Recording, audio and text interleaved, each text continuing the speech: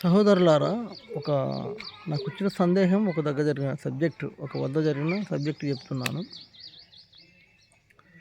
ఒక అన్న ఒక కుటుంబంలో ఒక కుటుంబ పెద్ద అన్న ఉన్నాడు. అన్న అనే వ్యక్తి ఉంటాడు.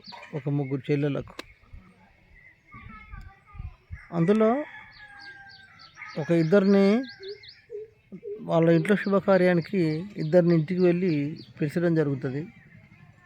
ఇంటికి పెద్ద వ్యక్తి అనేటువంటి ఆ బాసు ఆ పెద్ద చెల్లెని పిలవడం జరగదు. ఇందుకు వాళ్ళ అతిథిగా ఒక ఇంటికి ఫంక్షన్ పోతున్నప్పుడు, శుభకార్యానికి పోయేటప్పుడు వారు కనపడరు. రండి, మేము ఫంక్షన్ చేసుకుంటున్నాము, వెళ్దాం రండి అనే విషయం కనపడరు. ఇంటి ముందరికే వచ్చి వెళ్తారు, కానీ చెల్లెని పిలవలేనటువంటి దౌర్భాగ్యులు దేశంలో చాలామంది ఉన్నారు.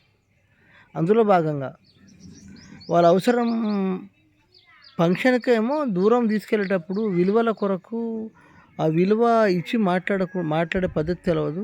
కనీసం రండి, మరి మీరు రండి మాతోటి అని తీసుకువెళ్ళి పిలవడానికి వారికి సమయం లేదు, ధైర్యం సరిపోలేదు. కానీ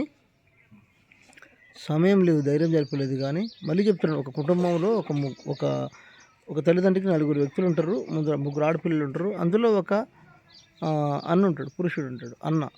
అన్నకు ముగ్గురు చెల్లెలు ఉంటారు. ముగ్గురు చెల్లెలు ఒక ఇద్దరు చెల్లెలకు ఆల్రెడీ వాళ్ళ ఇంట్లో శుభకార్యానికి వాళ్ళని పిలవడం జరుగుతుంది. వాళ్ళు ఒక వెహికల్లో ఫంక్షన్కు వాళ్ళ బంధువుల ఇంట్లో ఫంక్షన్ చేసుకునేటప్పుడు వెళ్ళిపోయారు. ఇంటి దగ్గర నుంచి వెళ్ళేది, కానీ పెద్దవాడిని పిలవలేదు.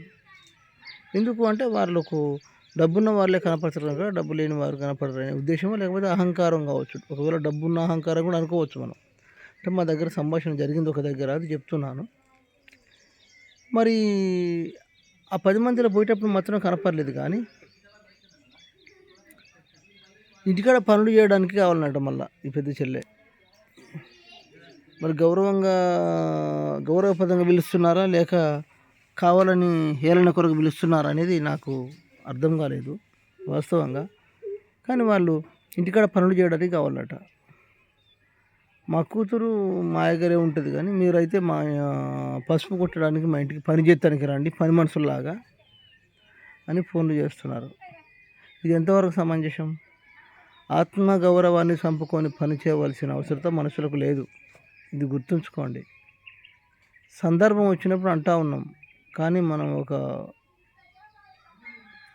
10 మందిలో తిరుగుతాం. ఒక క్రైస్తవ్యాన్ని, దేవుని మాటకు లోబడున్నాం. ఎవరు ఏదన్నా క్షమించుకుంటూ వెళ్ళాలి అంటున్నారు. బైబిల్ చెప్తుంది కనుక క్షమించాం ప్రతి విషయంలో కూడా. కానీ మనం ఏ విధంగా అయితే తగ్గించుకొని ఉంటున్నామో వాళ్ళ దగ్గర ఉన్నటువంటి అహంకారం ఏందో తెలవట్లేదు. కానీ వాళ్ళు ఇష్టం ఉన్నట్టుగానే ఇంకా రెచ్చిపోతున్నారు. అరే బాయ్, రెచ్చిపోంటారు బాయ్, ఎవరు తీసుకున్న బాయ్లా వాడే పడతాడు. ఒకవేళ ఒకరిని విలువ తగ్గించినప్పుడు, మాకు విలువ నువ్వు తగ్గించాలి అని కూడా తగ్గదు, ఆ దేవుడు తగ్గించాలి అని కూడా నా విలువ తగ్గుతుంది. నా దేవుడు అనేవాడు మాకు ఉన్నంతసేపు మేము బాగానే ఉంటాం. కానీ గమనించండి తారతమ్యం ఇక్కడ. శుభకార్యానికి 10 మందిలో ముందు పోయేటప్పుడు కనపడలేదు, కానీ ఇంటికాడ పని చేయడానికి పని మనుషుల్లా పిలుస్తారట. ఇది వీళ్ళ పద్ధతి, వీళ్ళ సిద్ధాంతం. ఇది చూడండి ఏ విధంగా ఉందో. అక్కా చెల్లెళ్ళకు గౌరవం ఇయ్యని కుటుంబం, ఆడబిడ్డలను గౌరవించని కుటుంబం అంటే ఇట్లుంటుందండి.